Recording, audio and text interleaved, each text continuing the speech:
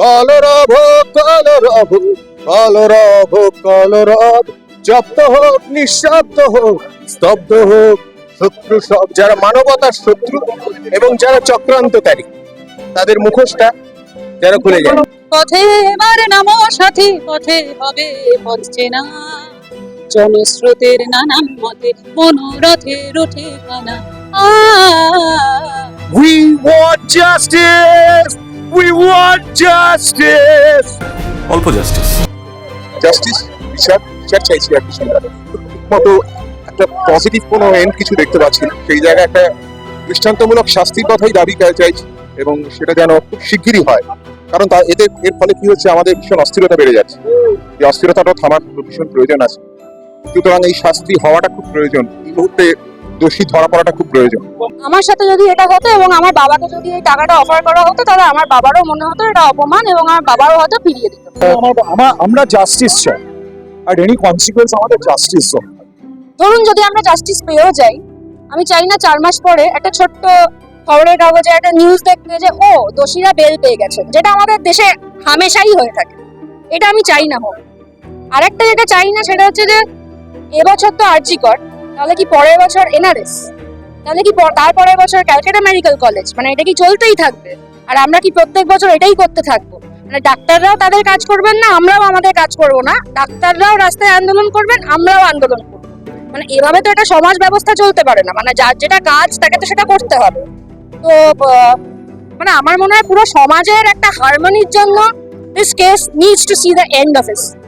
আমি শুধু এটুকুই বলবো, আমাদের তো অনেক শিল্পী বন্ধু আছেন যারা প্রশাসনের সঙ্গে যুক্ত, যারা শাসক গোষ্ঠীর সঙ্গে যুক্ত, এবং এটা কোয়াইট অবভিয়াস যে তারা অ্যাকচুয়ালি যেটা ফিল করছেন বা বলতে চাইছেন সেটা বলতে পারবেন না তারা, কারণ দায়বদ্ধতাটা অন্যদিকে রয়েছে। আমাদের থ্যাঙ্কফুলি সেরকম কোনো দায়বদ্ধতা নেই, তাই আমরা মুখ ফুটে ভেতরের কথাটা বলতে পারছি। এটা যদি না বলতে পারতাম তাহলে নিজের চোখেই ছোট হয়ে যেত। আমরাও আপনাদের সঙ্গে আছি, আপনারাও আমাদের সঙ্গে থাকবেন। শাসকের তরফ থেকে হুঁশিয়ারি আসছে, তবুও শিল্পীরা তারা আন্দোলনে নামছে। ইতিমধ্যে আমরা দেখেছি নাট্যকর্মী থেকে শুরু করে বিভিন্ন শিল্পীরা রাস্তায় নেমেছে, হুঁশিয়ারি এসছে, তবু আপনারা নামলেন রাস্তায়। কিছু করার নেই, এটা তো মানুষের আন্দোলন, এখানে হুঁশিয়ারি দিয়ে কিছু হবে না। আমরা তো অন্ধকারে রয়েছি, আমরা আলোটা দেখতে চাই, আমরা সত্যিটা জানতে চাই। আসলে আমার না খুব একটা কিছু নেই হারাবার মতো। বাড়িও প্রপার নেই, গাড়িও প্রপার নেই, ব্যাংকে খুব বেশি টাকাও নেই, তো ওই জন্য খুব একটা অসুবিধাও নেই। হুঁশিয়ারি বা থ্রেট এইসব কিছুর আমি খুব একটা ধার ধারি না, কারণ আমরা সবাই একসঙ্গে রয়েছি। আমরা শিল্পীরা একত্রিত হয়ে আজকে কোনো রাজনৈতিক ছাতার তলায় না দাঁড়িয়েও এতজন মানুষ হাঁটছেন এবং এতজন মানুষ বুঝিয়ে দিচ্ছেন প্রশাসনকে, এই সমস্ত ব্যবস্থাটাকে, যে এবার সিস্টেমটাকে বদল করা দরকার। যদি আপনাদের না হয় এই কাজটা করা, তাহলে অন্য বিকল্প হোক, কিন্তু এই ঘটনা আর এর কোনো রেপিটেশন আমরা চাই না। এবং যাতে রেপিটেশন না হয়, শুরু থেকেই সবাইকে, প্রশাসনের সবাইকে চাপে রাখা যে আমরা মূক ও বধির শিল্পী নই, আমাদেরও কণ্ঠ রয়েছে, আমরা সেই কণ্ঠটা শুনিয়েই যাব। আসতে পারে আমাদের কাছে হুঁশিয়ারি আসতে পারে, কি বলবো, তাই বলে তো মানে সেই ভয়ের চোটে তো চুপ করে থাকার কোনো মানে নেই। এবং মানে কি বলবো, কোন রকম পলিটিক্যাল প্রেশারের কাছে আমরা সব শিল্পীরা চট করে নতজ হই না, কারণ আমাদের কাছে সঙ্গীত নামক একটা দারুণ অস্ত্র রয়েছে। পথে না নেমেও আমরা কিন্তু গত 7 দিন 10 দিন ধরে সোশ্যাল হ্যান্ডেলস দিয়ে বিভিন্ন রকম গান পোস্ট করছি, বিভিন্ন রকম বক্তব্য কিংবা কবিতা কিংবা নতুন লেখা, সেগুলো সব উপস্থাপনা করছি। তারপরে মনে হলো যে আমরা যে সবাই একসাথে, সেটা প্রকাশ করা দরকার। সেই জন্যই আজকে সাদেল এভিনিউ করে সঙ্গীত জগতের সবাই কাঁধে কাঁধ মিলিয়ে, হাতে হাত মিলিয়ে থাকছে।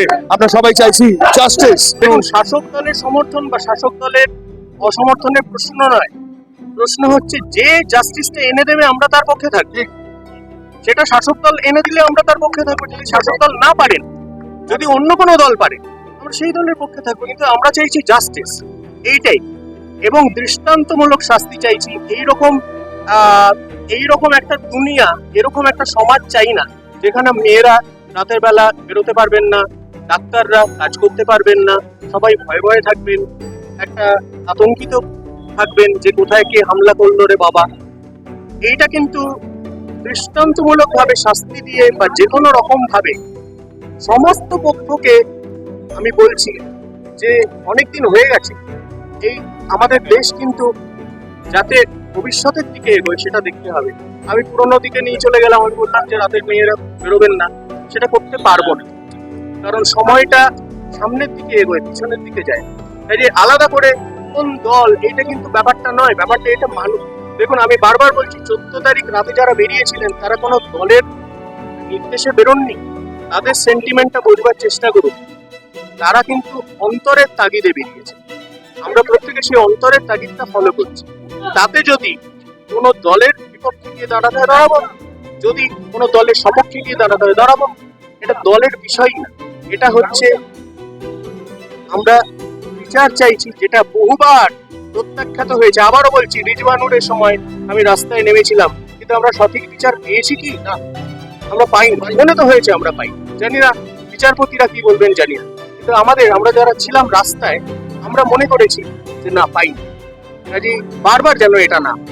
আমাদের প্রশাসন রাত্রিতে মহিলাদের নিরাপত্তা দিতে অক্ষম, তাহলে সেটা তারা স্বীকার করে দিন, তাহলে মহিলারাও নিজেদের মতন ব্যবস্থা করবেন। আপনি একজন হাসপাতালের নার্সকে কি করে বলবেন যে আপনি রাত্রিতে যাবেন না? কি করবে? নার্সেরা ডিউটি করছে, এয়ারপোর্টে ঢুকে ডিউটি করছে, রেলওয়ে স্টেশনে ডিউটি করছে।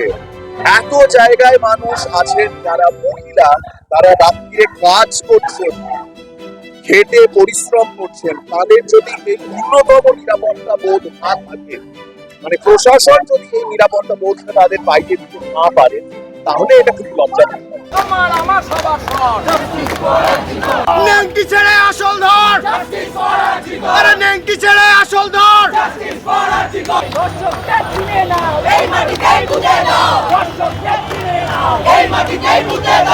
তারা রইল কপাট ভেঙে ফেল কর রেলোপাট রক্ত জমাই শিকল পূজার পাষাণ বেদি অনিয় তরু নিশান বাজা তোর প্রলয় নিশান ধ্বংস নিশান প্রাচীর বেদি।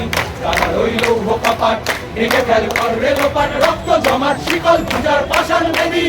তারা রইল কপাট ভেঙে ফেল কর রেলোপাট রক্ত জমাট শিকল পূজার পাষাণ বেদি। তারা রইল নিশান বাজা তোর প্রলয় নিশান ধ্বংস নিশান প্রাচীর বেদি।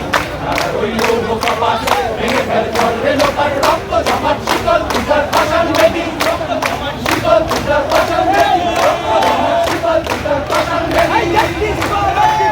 Justice for Archikor! Justice for Archikor! Justice for Archikor! Justice! Justice! Justice! Justice! Justice! একটাই দাবি, গোটা পশ্চিমবঙ্গের দাবি, জাস্টিস।